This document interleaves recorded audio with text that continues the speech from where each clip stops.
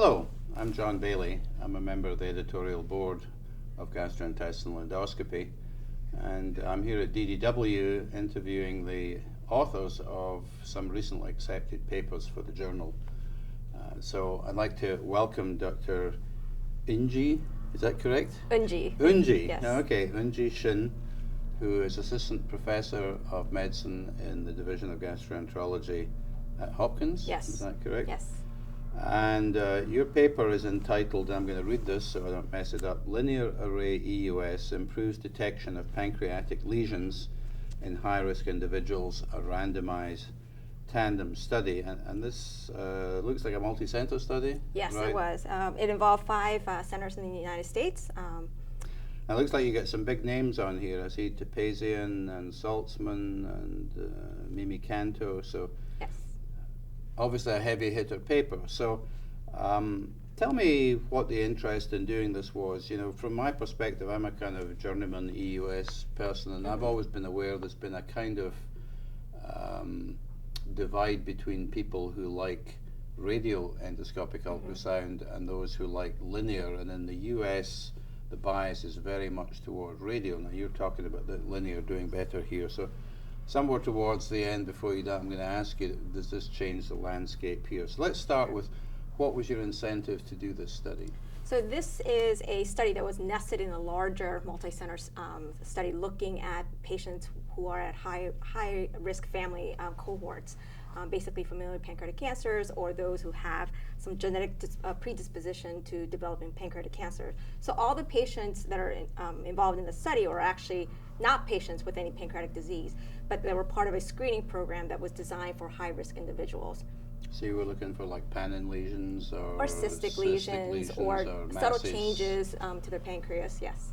Okay, so can you tell us how you designed it? What kind of study would you call it? So it's a tandem study. So in the previous, if you looked at the screening colonoscopy literature, there have been early studies where they did tandem colonoscopies, back-to-back colonoscopies, to look for what the miss rate would be for a single colonoscopy procedure. And this is akin to that. The only difference is with EUS, there's 2 different types of EUS. So the big question was, as you mentioned, that some practitioners have their preferences as to which EUS they like to use for imaging.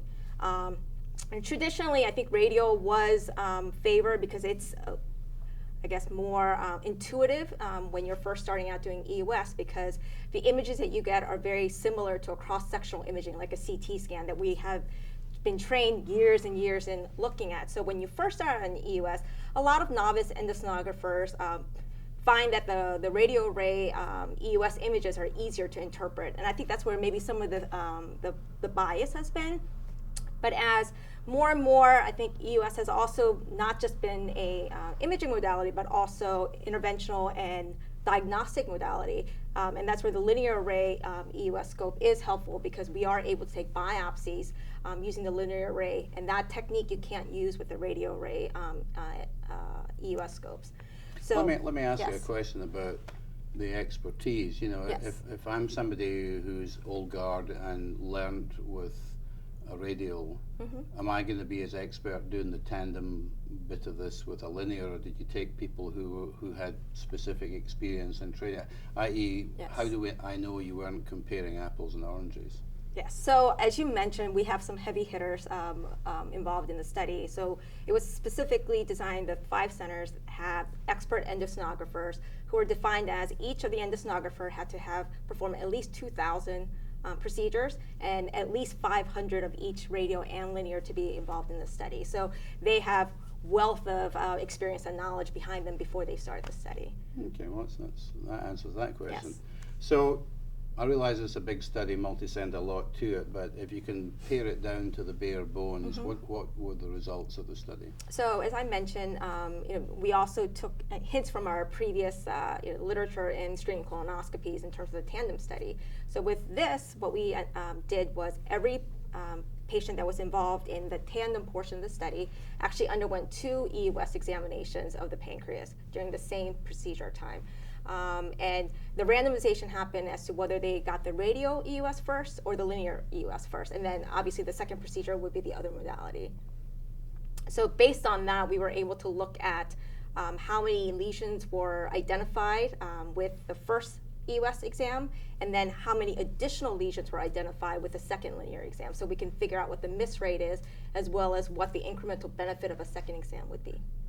And what was the bottom line? So bottom line is obviously no screening procedure is 100%. So there is a miss rate associated with a single EUS examination.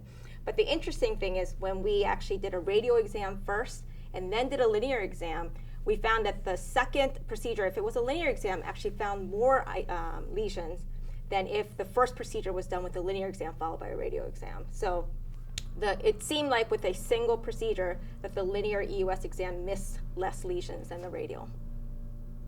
So is there a take-home message for people who do EUS? So keep in mind this was only focused on the pancreas, so we can't generalize it to all the systems that we use EUS for.